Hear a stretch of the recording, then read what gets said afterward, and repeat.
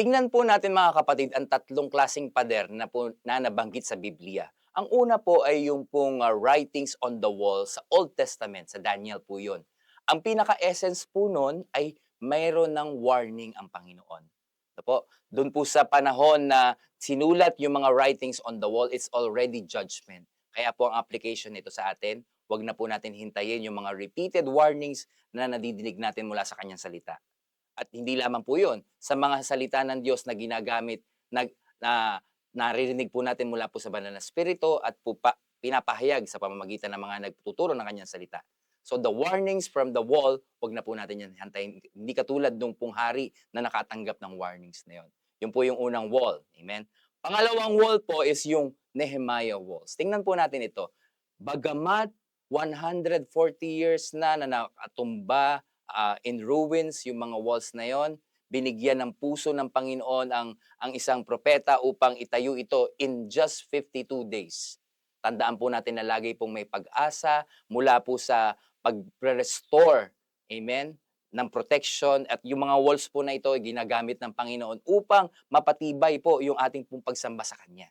Ginagamit po ito para po magkaroon ng structure, magkaroon ng kaayusan. So may mga ganong klaseng walls po, no? At huwag po tayo mawawalan ng pag-asa. Just like Nehemiah, kahit napakatagal na at napabayaan na yung mga problema, bibigyan po tayo ng puso ng Panginoon para i-rebuild yung mga walls na yun. Amen? And lastly po for today, tingnan din naman po natin yung ikatlong wall, which is the walls of Jericho. Pansinin niyo po, meron pong wall na may warning. Yung pangalawang wall is to rebuild. Ito naman po, may mga walls sa buhay natin na kailangan sirain at basagin.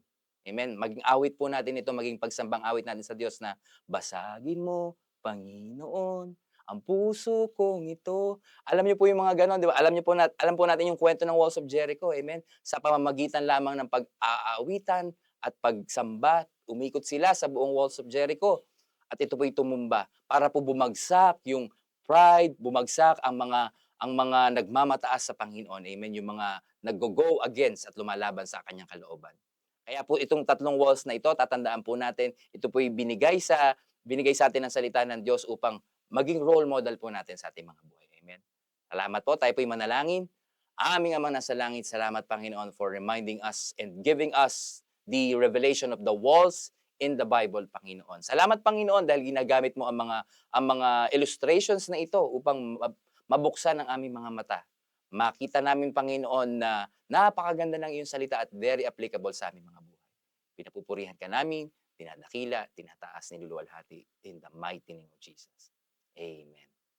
God bless po.